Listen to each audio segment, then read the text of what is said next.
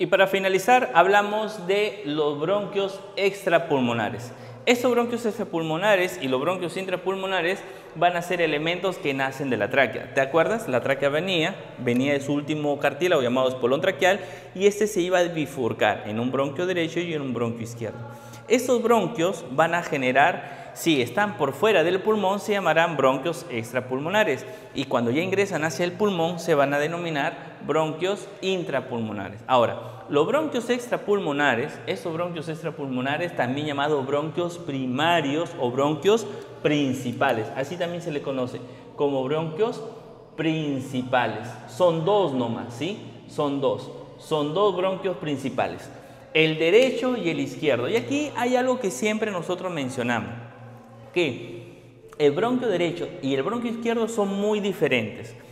¿Cómo yo me lo aprendo? Mira, hay una forma bien sencilla de aprenderse esto. Tú utilizas tus manitas, ¿cierto? Como para otras cosas, para escribir, jugar o cocinar. Escúchame, mira, cuando nosotros hablamos de diferencia entre bronquio derecho y bronquio izquierdo, pues siempre utilizamos la mano derecha. Y cuando hacemos la mano derecha nosotros te enseñamos que la manita, hagas con la manita una pistola. Una pistola no para disparar, por si acaso, sino una manita así como pistola y esta pistolita tú la vas a guardar de una forma de al revés y la vas a poner así en tu pecho. Una forma bien sencilla y es así como se escribe el bronquio derecho del bronquio izquierdo. Esto es derecho y esto izquierdo. Entonces, ¿tú qué dices? Mira, el bronquio derecho, compáralo el pulgar con el índice. Compara, por favor. Este es el bronquio derecho. ¿El bronquio derecho qué es? El bronquio derecho es corto, miren el tamaño, mientras que el bronquio derecho es largo. El bronquio derecho, como el pulgar, es grueso, mientras que el índice, el bronquio izquierdo, es delgado. El bronquio derecho está como paradito, ¿no? Está como vertical, mientras que el bronquio izquierdo está como horizontal. Y eso es lo que nosotros tenemos acá y lo que lo conocemos como la diferencia entre el bronquio derecho y el bronquio izquierdo. Entonces dices, bronquio derecho, la dirección del derecho es vertical, la del izquierdo es horizontal. El tamaño, el derecho es más pequeño pero grueso, mientras que el izquierdo es más largo pero delgado. ¿Cuántos lóbulos? Es decir, el derecho, ¿en cuántos lóbulos se va a dividir? ¿En cuántos bronquios secundarios? En 3 bronquios secundarios. Y el izquierdo en 2 bronquios secundarios. ¿En cuántos segmentos se divide el bronquio derecho? ¿En cuántos bronquios terciarios o segmentarios? En 10 el derecho, en 8 el izquierdo. Y una vez que el bronquio derecho ingresa y se divide ya para formar los bronquios secundarios, se transformarán en los bronquios intrapulmonares. Estos bronquios intrapulmonares son el bronquio lobular, también llamado secundario, que son 5, 3 de la derecha y 2 de la izquierda, y el bronquio segmentario terciario, que son 18, 10 de la derecha y 8 de la izquierda. Es así como se va dividiendo. Profesor, finalmente, después de los bronquiolos, de los bronquios terciarios, viene una división llamada bronquiolos. Estos bronquiolos van a ser de 2 tipos, unos bronquiolos terminales y unos bronquiolos respiratorios. Los bronquiolos terminales pertenecen a la porción conductora, mientras que los bronquiolos respiratorios pertenecen a la porción, ¿a qué porción pertenece? Porción respiratoria, ¿cierto? Porción respiratoria. Se dice que el bronquiolo terminal no tiene alvéolos, mientras que aquí decimos que sí tiene alvéolos. Así es una forma bien clásica para compararlos, ¿sí? Y ambos ya sin generar alguna diferencia, ambos carecen de cartílago y glándulas, ambos. Y esa es la diferencia entre un bronquiolo de un bronquio, que ya no carecen de cartílagos. Finalmente, muchachos, hemos llegado a la parte de hablar de pulmones. Como verán, es un sistema corto, es un sistema donde es básicamente detallar datos importantes para el examen y lo vamos a pasar luego ya a ver la práctica. Mira, pulmones, dice, órgano de consistencia blanda, elástica y se distiende, por eso dice que es distensible. Ahora, nosotros vamos a recordar algo que presenta 3 caras, una cara anterior, una cara posterior y una cara medial, o también como le llaman, una cara externa o borde externo, un borde interno y un borde inferior, ¿entendido? Ahora, ¿eso qué significa? Que el pulmón derecho va a presentar diferentes porciones, una porción superior, que es esta de aquí, una porción media y una porción inferior. ¿Y esto cómo se va a dividir? Se va a dividir gracias a lo siguiente. Esto que tú ves aquí se llama la cisura media o también llamada horizontal. Horizontal. Y hacia acá nosotros vamos a tener otra cisura llamada la cisura oblicua, ¿sí? Estas dos cisuras, tanto la cisura horizontal como la oblicua, divide el pulmón derecho en tres lóbulos. Un lóbulo superior, un lóbulo medio, un lóbulo inferior. ¿Entendido? Ahora, nosotros tenemos acá, el pulmón derecho presenta una porción superior y una porción inferior. Y en esta porción inferior nosotros vamos a tener simplemente una cisura, la famosa cisura oblicua, ¿no? Oblicua. Recordando que en esta región inferior, el pulmón izquierdo presenta una estructura llamada la língula, la famosa língula, ¿no? O lengüeta también llamada, que sería el lóbulo medio que le falta, porque tú ves que no tiene lóbulo medio, pero que cuando el corazón empezó a desarrollarse, porque aquí está el corazón, empezó como que a evitar que desarrolle, ¿no? Es una zona embrionaria que se dice que debería ser el lóbulo medio que tiene el pulmón izquierdo atrofiado, ¿entendido? Ahora, profesor, aparte de esto del pulmón, que es importante recordar, ¿qué es el hilio pulmonar? Aquí recordamos. ¿Qué es el hilio pulmonar? El hilio pulmonar será un orificio que tiene el pulmón. ¿Dónde? Lo tiene en la cara mediastínica. Cara mediastínica o cara interna. ¿Y qué contiene esa cara mediastínica? Contiene el famoso pedículo respiratorio o pulmonar. Al pedículo pulmonar. No se vayan a olvidar de ese dato.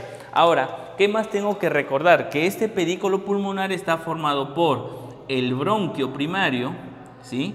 El bronquio primario. ¿Quién más lo forma? Lo forma la arteria y vena pulmonar, ¿sí? Arteria y vena pulmonar.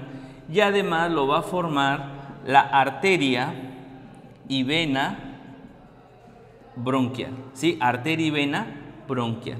La arteria y vena pulmonar lo que van a hacer es llevar sangre para que se oxigene, mientras que la arteria y vena bronquial lo que hace es llevar sangre para que el pulmón se nutra y así pueda tener la consistencia adecuada, ¿entendido? Entonces, esos son los elementos más importantes que debemos de tratar siempre del pulmón. Recordar que en la parte inferior del pulmón se relaciona con el diafragma, por eso que es importante músculo respiratorio, ¿no? Recordar esto como el diafragma, el famoso músculo inspirador por excelencia, llamado diafragma. Ya chicos, no se van a olvidar de esos datos. Bueno, hasta aquí llegamos en el sistema respiratorio. Después de todo nuestro recorrido, chicos, a través del sistema respiratorio, iniciamos por las fosas nasales y llegamos hasta los pulmones. Tenemos que recordar algo importante de la fisiología respiratoria, membrana alveolar. Esta membrana alveolar es una membrana muy importante y es la que permite justamente la hematosis. Esta va a permitir la llamada hematosis, ¿entendido? Ahora, yo voy a hacer un corte a un alveolo y al cortar un alveolo, yo voy a presentar su membrana aquí, ¿sí? Una membrana basal del alveolo, aquí está la membrana basal, ¿sí? Este de moradito se va a llamar membrana basal del alveolo. Entenderás que hacia el otro lado nosotros vamos a presentar una membrana también, miren, hacia el otro lado vamos a presentar una membrana, la membrana del endotelio de los capilares, ¿sí? Aquí vamos a tener así aproximadamente. No es tan gruesa, es delgada, sino que estoy exagerando en el volumen para que tú lo puedas apreciar. Y encima de esa membrana nosotros vamos a tener unas células aplanadas, llamados neumocitos tipo 1, que ya lo vamos a hablar en un momento, miren aquí, ¿sí? Por aquí van a ver una célula grande, ¿sí? Llamado neumocito tipo 2, y por aquí afuera en la cavidad alveolar, vamos a tener una célula gigante también, ¿no? Una célula llamada célula o macrófago alveolar, ¿no? Que ya lo vamos a ver en algún momento de la clase, ahí lo vamos a ver, listo.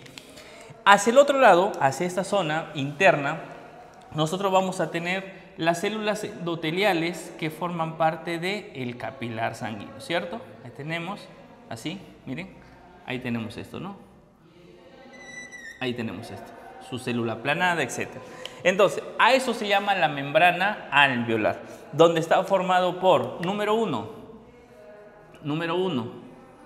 el neumocito tipo 1. Número 2 sería esto, la membrana basal del alveolo. Número 3 sería este espacio, mira, todo este espacio en blanco sería el número 3 llamado intersticio. Número 4 sería la membrana basal del endotelio y número 5 sería el endotelio, ¿no? El endotelio. Y ahí tendríamos los 5 elementos que forman la membrana alveolar. Ahora, esas células, el neumocito tipo 1 es la que se encuentra en casi un 95% cubriendo la superficie de los alvéolos. Además, tiene un epitelio simple plano como lo podemos observar en ese momento. Tenemos el neumocito tipo 2 que sería esa célula, ¿no? Y es importante este neumocito tipo 2 porque él produce el famoso el agente surfactante, ¿no? O agente tensoactivo, ¿Qué es lo que es este agente tensoactivo? Como lo vamos a ver, disminuye la tensión superficial de los alvéolos. Eso significa que se va a evitar el colapso de estos alvéolos. ¿Y cuándo se produce? Se produce a partir del 7º mes de gestación. Es decir, todo niño que nace antes de los 7 meses puede tener un proceso respiratorio porque no presenta con ese surfactante. Profesor, ¿y si no tiene surfactante, por qué sería importante o por qué se puede morir este niño? Porque el surfactante lo que evita es que las paredes de los alvéolos se peguen, colapsen, a eso se llama colapso. Entonces, como hay un líquido, entonces las paredes se pueden pegar, pero como tienen el surfactante se sueltan al momento de la respiración.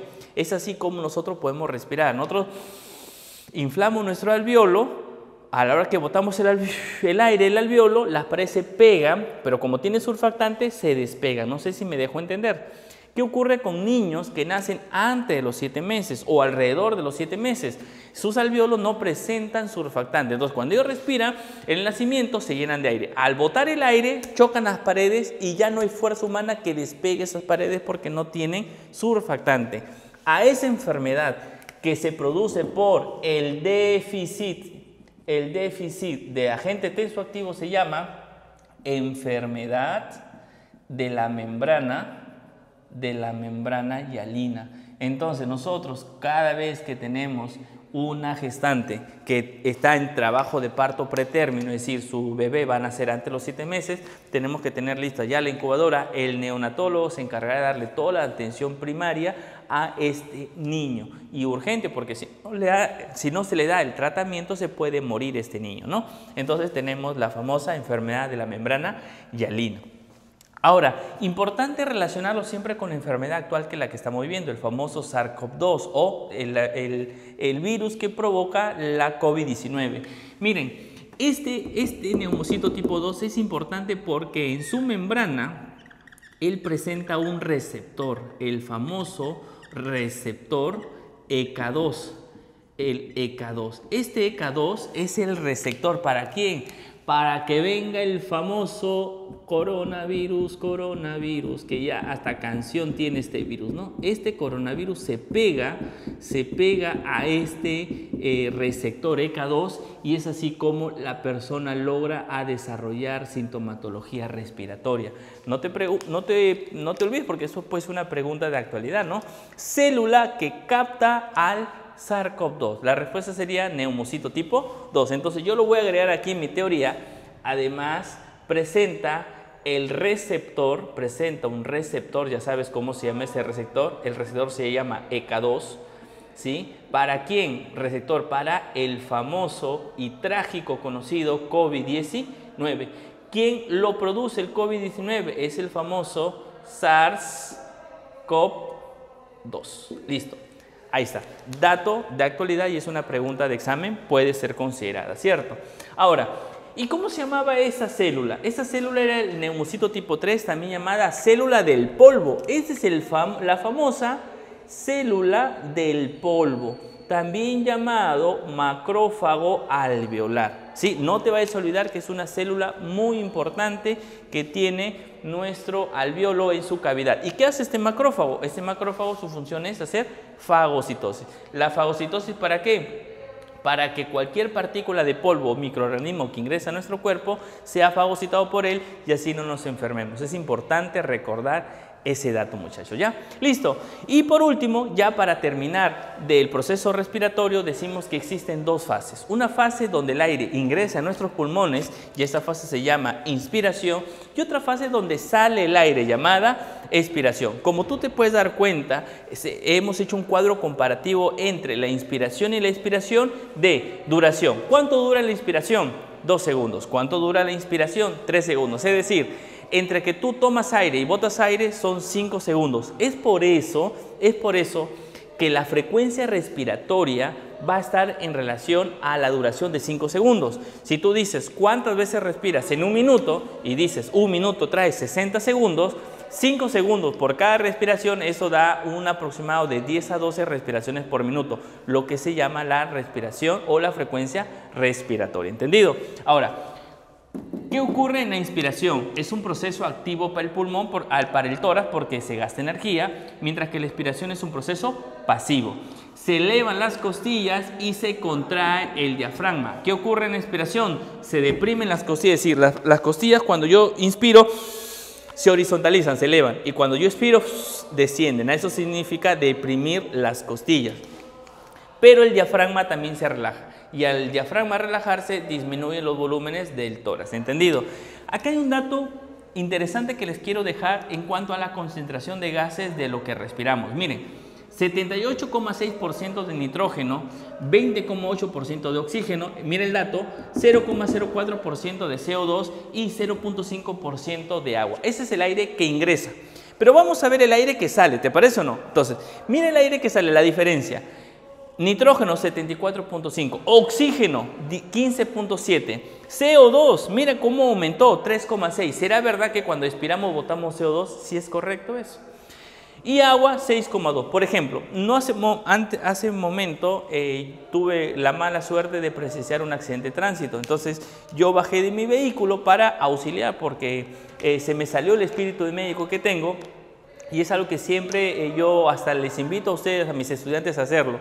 Cuando tú eres profesional de la salud o analiza por qué quieres ser profesional de la salud. Porque quieres tener esta chaquetita bonita y no es por eso, es para servir a la población. Entonces, bajé de mi vehículo, obviamente dejé en buen resguardo mi vehículo. Voy a ver porque había mucha gente, había la policía y verifiqué si la persona estaba respirando. Si estaba respirando, con dolor, pero estaba respirando. ¿Por qué? Porque si esta persona no estaba respirando y si estaba en paro respiratorio, yo tenía que hacerle los primeros auxilios y darle la respiración boca a boca. ¿Y qué significa esa respiración boca a boca? Que yo a través de mi respiración voy a entregarle CO2 a esa persona. ¿Y para qué le entrego CO2? Para que ese CO2 ingrese a su cuerpo. Tú dirás, profesor, espérese. Pero si yo no necesito CO2 y no necesito oxígeno, espera. El CO2 va a estimular los centros nerviosos de la respiración. Tanto el centro apnéusico y neumotáxico dependen de CO2. Entonces, se le da CO2 a esta persona para que su cerebro le ayude a respirar. Y de esa forma se sale a una persona de paro respiratorio. Pero para buena suerte de esta persona no estaba en paro respiratorio, estaba ventilando normal, o sea, estaba respirando. Y lo único que hicimos es darle los primeros atenciones y llamar a la ambulancia, al 116 de los bomberos, para que vengan a recogerlo y poder llevar a un centro hospitalario para darle su tratamiento. Esperemos que todo salga bien con esa persona. Listo. Y mira, el agua. 0.5% de agua y acá es 6,2% de agua. Entonces, hasta aquí no sé si se entendió. Espero que lo veas este cuadro comparativo. Y finalmente te dejo este otro cuadro comparativo que también es motivo de examen de admisión. Recuerda, toda. ¿Qué significa toda? T de tejidos, O de oxígeno, D de sangre desoxigenada o sangre arterial y A de el tejido alveolar. Entonces, ¿cuánto es la presión del oxígeno en los tejidos? Presión de oxígeno en los tejidos, 40. En la sangre oxigenada, 105. En la sangre desoxigenada, 40. Y en la sangre alveolar, 105. ¿Cuánto es la presión parcial de CO2 en los tejidos? 45. En la sangre oxigenada 40, en la sangre desoxigenada 45 y en los alvéolos 40. Y ese es un cuadrito muy importante de memoria que tienes que aprendértelo. Recuerda la mnemotecnia, toda y pones 40, 105, 45, 40 y esto se repite para tanto el oxígeno como el CO2. ¿Entendido? Listo. Eso es en cuanto a función respiratoria. Vamos a hablar ya de espirometría y ahí terminamos nuestro capítulo. Amigos, llegamos a la parte final de este hermoso tema y vamos a hablar de fisiología respiratoria. En esta fisiología respiratoria, recuerda que hablamos de neumocitos tipo 1, el neumocito tipo 2, del macrófago, hablamos también de las presiones alveolares, pero lo que más importa, y es una pregunta de examen que es bien difícil, y ¿por qué? Porque tienes que entender qué es el proceso respiratorio. Ya, entonces, vamos a hablar de espirometría. Yo voy a tratar de resumir en unos pocos minutos este tema, pero lo importante es que tú captes la idea. Ya tú sabes que aquí nos vas a dejar los comentarios para que yo pueda también responderte o enviar la respuesta a través de un video o a través de unas imágenes, ¿entendido? Entonces, mira lo que vamos a hacer. ¿Qué es la espirometría? La espirometría es un proceso, es un procedimiento médico que registra tanto los volúmenes como las capacidades respiratorias, ¿entendido? Ahora, ¿va a depender de la frecuencia respiratoria? Sí va a depender, pero ¿recuerda cuánto valía la frecuencia respiratoria? Decimos que es un promedio de 10 a 12 respiraciones por minuto. Cuando las respiraciones son menores de 10, a eso se llama bradipnea, no te vayas a olvidar, bradipnea. Pero si las respiraciones son mayores a 18, eso se llama taquipnea. Pero si la persona no respira, a eso se llama apnea. Entonces, ese es el gran versus que tú tienes que conocer. ¿Qué es el apnea? Cuando la persona no respira. ¿Qué es la bradipnea? Cuando la persona respira pero lento. ¿Qué es la taquicardia? La persona está respirando bastante. Por ejemplo, cuando corremos, nos da finalmente una taquipnea. Cuando estamos descansando nos da una bradipnea. Pero hay una patología llamada apnea del sueño, que es un proceso donde la persona deja de respirar por unos segundos durante el famoso sueño. ¿Entendido? Listo. Entonces, todos estos volúmenes y capacidades se van a registrar acá. Profesor, quiero entender esto. ¿Por qué ha puesto 0, 500, 3500 y abajo no es negativo? No, acá no es una tabla numérica, solamente es un cuadro para graficar los volúmenes respiratorios. Solamente eso por si acaso, ¿ya? Ahora, mira, algunos inician de 0 acá, pero yo no me gusta iniciar de 0 acá, yo lo hago de esa forma, ¿entendido? Ojo con el dato que estoy aclarando.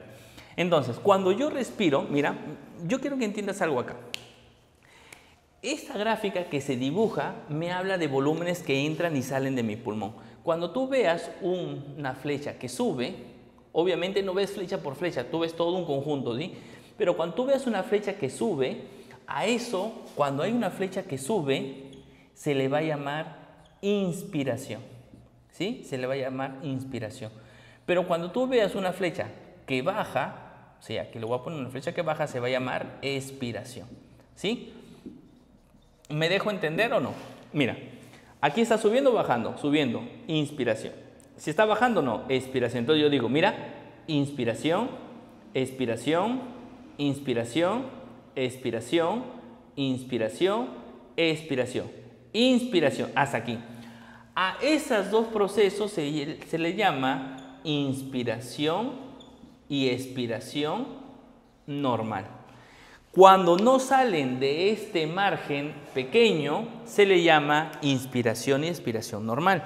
Pero cuando sobrepasa el tamaño hasta aquí, esto ya no es normal, sino cuando sobrepasa el tamaño, amiga, amigo, cuando ya es muy grande, ya no es normal eso, ¿cierto? Yo estoy hablando de la curva. Cuando la curva es muy grande, a eso ya no es normal. Entonces, ¿sabes cómo se le va a llamar a la flecha que está subiendo? Se le llama inspiración, pero ahora se llama forzada. Entonces, tú eres inteligente, papá, tú eres inteligente, mamá, y dices, ya, a ver, voy bajando, ¿sí? Voy bajando, ya bajé, bajo y esa es una expiración normal, ¿sí o no? Pero ¿qué ocurre si sobrepaso este bajar? O sea, llego hasta acá, bajo de más. Este bajar de más se llama expiración, perdón, eso se llama así, mira, se llama expiración forzada. ¿Sí? Porque tú puedes botar más aire de lo normal, sí, tú puedes tomar más aire de lo normal, sí. Profesor, entonces, cuando yo hago esto, Eso es una respiración normal. Pero cuando yo hago esto, mira, mira, hasta lo último, a eso se llama forzado. Y si yo boto el aire hasta acá, pero sigo botando hasta quedarme sin aire, eso significa forzado. Forzado, normal, forzado. A ver, conmigo. Esto se llama forzado. Esto se llama normal. Y esto se llama forzado. Profesor, espérese. ¿Y este espacio acá? Ah, este espacio acá existe aire. Aquí va a haber aire. Hay aire que nunca,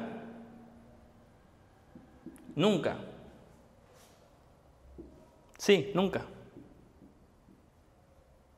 Te lo repito, nunca, never, jamás, never. Nunca sale del pulmón. Esto nunca sale del pulmón. Ese es el aire que nunca sale. Profesor, ¿y si no sale el pulmón? ¿Qué va a pasar? ¿Se va a quedar ahí? Se queda inflando el pulmón, semi-inflando el pulmón. ¿Entendido? Y profesor, ¿y cómo este aire que nunca sale llega hasta el pulmón? Ah, este aire se da en la primera respiración. Cuando Pepe Lucho nace, ¿sí? Cuando Pepe Lucho nace, saludos a mi amigo Pepe Lucho, por cierto. Cuando Pepe Lucho nació, en su primera respiración tomó aire y ahí se queda atrapado. Profesor, ¿cómo se llama ese volumen de aire que nunca sale, que se queda atrapado, que es producto de la primera respiración? Se llama volumen residual. El volumen residual es el volumen que se queda atrapado en el pulmón y nunca sale y se da en la primera respiración del recién nacido. Profesor, ¿cuánto vale ese volumen? El volumen residual es igual a 1200 mililitros.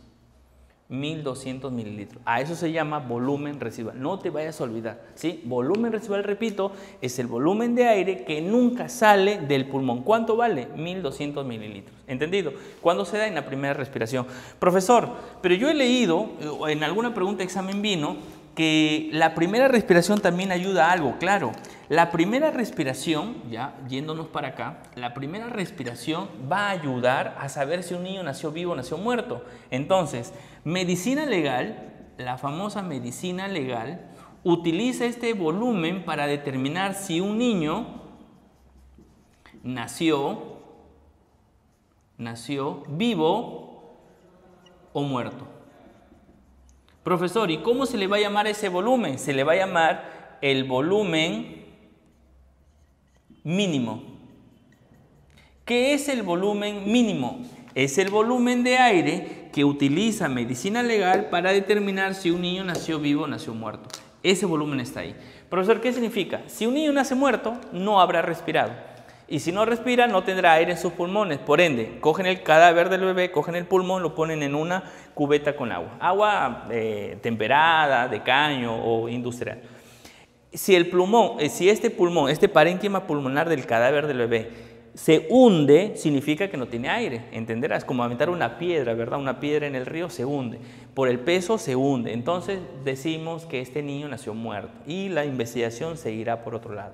Pero ¿qué ocurre si yo cojo el cadáver del bebé, cojo el parénquima del pulmón de ese bebé y lo pongo en el agua y flota? Significará que tiene aire. Y si tiene aire, entenderás que este niño nació vivo y por cualquier motivo o por alguna razón murió. Ya algo que la justicia tendrá que investigar o los médicos que tendrán que dar su versión. ¿Entendido? Entonces, importante elemento para medicina legal. Determinar si un niño nace vivo o muerto, el famoso volumen mínimo. ¿Entendido? Listo. Ahora, profesor, ¿y cómo se llamaba este volumen que entra y sale? Volumen que entra y sale, volumen que entra y sale, normal, que entra y sale normal y que vale de 0 a 500, o sea, vale 500. Se llama volumen de aire corriente. El volumen de aire corriente equivale a 500 mililitros. Si alguien dice, profesor, espérese, 500 mililitros, se me hace conocido ese número 500. Usted lo mencionó al inicio de clase, dijo que nosotros respirábamos 500 mililitros y que 150 se quedaban en el espacio muerto anatómico y que 350 llegaban al alveolo. Así es, amigos. De estos 500 mililitros, 150 corresponden al volumen del espacio muerto anatómico y 350 corresponden ¿a quién? Al volumen alveolar, chicos. Así es. Entonces, no se vayan a olvidar de ese dato que ya lo habíamos hablado. Profesor, ¿y cómo se llamará el volumen que entra de más? Este volumen se llama volumen de reserva, como ingresa de más, se llama expiratorio. Inspiratorio, porque está ingresando, ¿verdad? Se llama inspiratorio. Listo. Profesor, ¿cuánto vale? 3.000 mililitros. Por eso que de 500 a 3.500, 3.000 mililitros. Profesor, ¿y cómo se llamará el aire que sale de más? Volumen de reserva expiratorio. ¿Y cuánto equivale? Equivale a 1.100 mililitros. Es el volumen que sale de más. ¿Entendido? Entonces, ¿cuánto aire ingresa de más? 3.000. ¿Cuánto entra y sale normal? 500. ¿Cuánto sale de más? 1.100. ¿Cuánto no salen? Nunca, no te olvides, nunca sale. 1.200 mililitros. Entonces, si tú dices, profesor, desde aquí hasta acá, ¿cuánto hay? Hay cerca, a ver, sumamos 2.300 para acá y 3.500 para acá, son aproximadamente 5.800 mililitros de aire que tiene un pulmón. ¿Cuánto de ellos sale? Para que tú sepas cuánto salen, dime, ¿este aire de acá saldrá? No, entonces tú sumas de aquí para acá y eso se llama los famosos capacidades. Entonces tú dices, mira acá, mira esa línea acá. Desde aquí hasta acá, todo esto de rojo se va a llamar capacidad funcional inspiratoria. ¿Y qué tienes que sumar? Tienes que sumar el volumen de reserva inspiratoria con el volumen de aire corriente. Profesor, ¿y cómo se llamará todo lo que está hacia abajo? Desde aquí hasta acá se va a llamar capacidad residual o capacidad funcional residual. Profesor, ¿y qué ocurre si yo sumo todo lo que sale? Si yo sumo desde aquí hasta acá, que es todo lo que sale, mira, si yo sumo desde aquí hasta todo lo que sale, se llama capacidad vital. Es el aire que sale de mi pulmón, llenándolo al máximo y vaciándolo al máximo. Capacidad vital, el aire que sale, todo el aire que sale de mi pulmón se llama capacidad vital. Profesor, ¿y por qué no lo suma él? Porque recuerda que este nunca sale del pulmón. Profesor, ¿y cómo se llamaría todo esto? Desde 3.500 hasta 2.300, ya te expliqué qué significaba eso, se llama capacidad pulmonar total. Entonces ahí tenemos las capacidades. Mira, el resumen.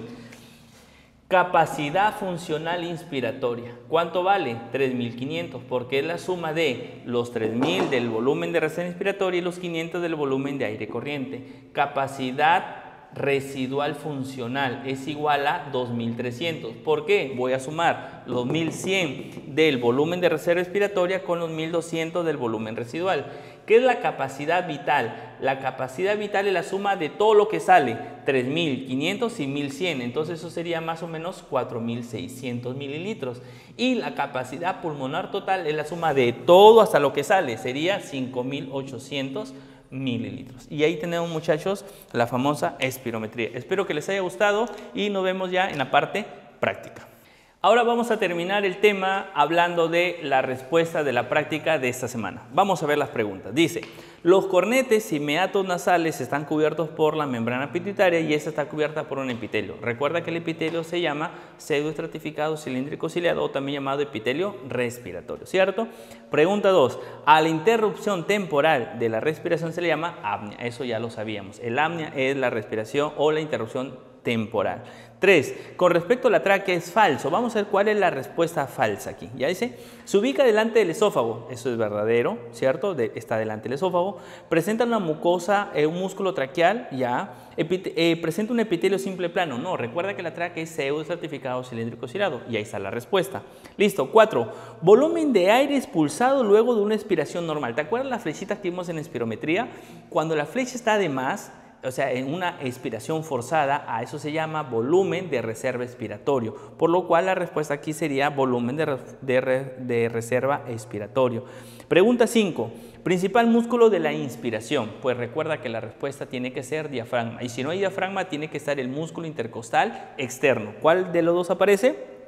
El diafragma. Bueno, aparecen los dos, pero ¿cuál es la respuesta correcta? Diafragma. Recuerda que siempre el principal es el diafragma. Si no hubiera diafragma como respuesta, debería ser intercostal externo. 6. Es el centro apnéustico de la respiración. Eso se encuentra, ¿dónde? Se va a encontrar en la médula espinal. No, a ver, diencéfalo bulbo raquídeo, el encéfalo, la médula espinal o el cerebelo. Pues recuerden que el centro apnéusico lo va a tener la protuberancia anular, ¿verdad? La protuberancia anular. Entonces, como no hay protuberancia anular, pero sí encuentras encéfalo, porque el encéfalo forma parte, la protuberancia forma parte del encéfalo. Entonces la respuesta tendría que ser encéfalo, ¿entendido? Pero entre paréntesis le pones, ya sabes, protuberancia anular, que sería la respuesta adecuada. Pregunta número 7. Dice, es el volumen de aire máximo que puede contener los pulmones luego de una inspiración forzada. Pues ya te dije, es la capacidad pulmonar total, son 6 litros o 5.800 mililitros de aire. La respuesta es 6 litros.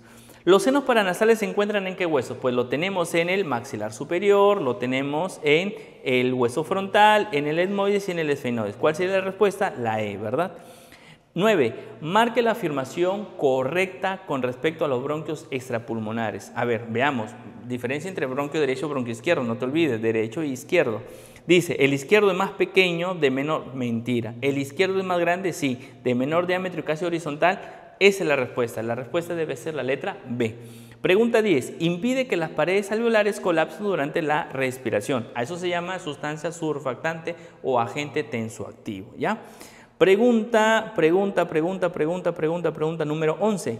Es responsable del intercambio de gases entre el aire alveolar y la sangre. Entonces dices, es responsable del intercambio de gases entre el aire alveolar y la sangre. Eso se llama la membrana alveolo-capilar, que va a contener, ya te dije, al macrófago, al neumocito tipo 1 y a la célula del endotelio. La respuesta, membrana alveolo-capilar. 12. El antro de Highmore se localiza en el hueso maxilar superior. Marque lo incorrecto respecto a la inspiración. A ver, el músculo diafragma desciende, verdadero. Aumenta el diámetro antero-posterior, verdadero. La cavidad torácica se expande, verdadero. Aumenta la presión intrapulmonar, falso. Disminuye de 760 a 758 o 57. No te vayas a olvidar de eso. 14. Durante la respiración tisular, el CO2 en los tejidos es... ¿Te acuerdas la presión de CO2 en los tejidos? Era de 45, la respuesta 45 milímetros de mercurio. No te olvides ese cuadrito que vimos de presiones, básico y pregunta clave, como tú puedes ver. El área rítmica respiratoria está localizada, esa rítmica sí la vamos a encontrar, se va a localizar en la médula oblongada, llamado bulbo raquídeo, ya no se van a olvidar de eso. 16. Son orificios de comunicación de la faringe septo. Las cuanas sí, la trompa de Eustaquio con el oído medio sí, la glotis no, porque la glotis es una cavidad de la laringe, más no tiene que ver con la faringe, ¿cierto? La respuesta, la glotis, ¿no? Dice, a ver, respiración, no, espérense, acá dice, son orificios de comunicación de la faringe, es decir, de toda la faringe. La glotis, claro, de la hipofaringe se comunica con él, claro. La que no es respuesta, mira que a veces por leer rápido puede suceder eso, y ese es un tips también, leer correctamente la pregunta. La respuesta debe ser epiglotis. ¿Por qué? Porque el epiglotis no es un orificio de comunicación, es un cartílago, es el cartílago que comunica, permite o que pertenece a la laringe. No te vayas a olvidar, entonces la respuesta en la 16, cuidado, es epiglotis, ¿ya? 17. La función de la sustancia tensoactiva es disminuir la tensión superficial dentro de los alvéolos, ¿no? 18. Son componentes de la membrana respiratoria excepto. ¿Cuáles son los elementos de la membrana respiratoria excepto? Veamos. Sustancia tensoactiva, sí. Neumocito tipo 1 y 2, sí. Macrófago alveolar, no, porque el macrófago recuerda que estaba afuera, no estaba dentro de la membrana. La respuesta, macrófago alveolar. 19. Son características del pulmón izquierdo, excepto. Característica del pulmón izquierdo, excepto, dice. A ver, veamos. Presenta língula, pulmón izquierdo, verdadero. Presenta dos lóbulos, verdadero. Tiene la escotadura cardíaca, verdadero. Contacta con el diafragma, verdadero. ¿Es el más grande que el derecho? No. El izquierdo es más pequeño. Aproximadamente 500 miligramos, mientras que el derecho 600 miligramos. Porcentaje, mayor porcentaje de CO2 que transporta la sangre. Como ion bicarbonato. 70% como ion bicarbonato. Recuerda que hay un porcentaje para unido a la hemoglobina, es 23%, y hay un porcentaje menor disuelto en plasma, ¿no? Pregunta. A ver, vamos a ver con esto. Vamos a ver la pregunta. Aquí estamos. Pregunta número 21. Al volumen de aire que puede exhalarse después de una expiración normal se llama volumen de reserva expiratoria. Si dijera volumen que ingresa, volumen de reserva inspiratoria. 22. El intercambio gaseoso en la hematosis se realiza ¿en dónde? En el alveolo pulmonar, no te vayas a olvidar de eso. Espacio comprendido entre las cuerdas vocales inferiores, eso se llama glotis. Epitelio que cubre la membrana de Schneider o pituitaria, eso se llama epitelio pseudoestratificado cilíndrico ciliado. Y por último tenemos, se les llama célula del polvo ¿a quién? A la célula llamado los macrófagos alveolares. Bueno muchachos, espero que esto haya sido todo en cuanto al sistema respiratorio. Ya saben, cualquier duda, cualquier consulta, lo escriben en los comentarios. Muchas gracias y vamos por el siguiente capítulo, sistema digestivo.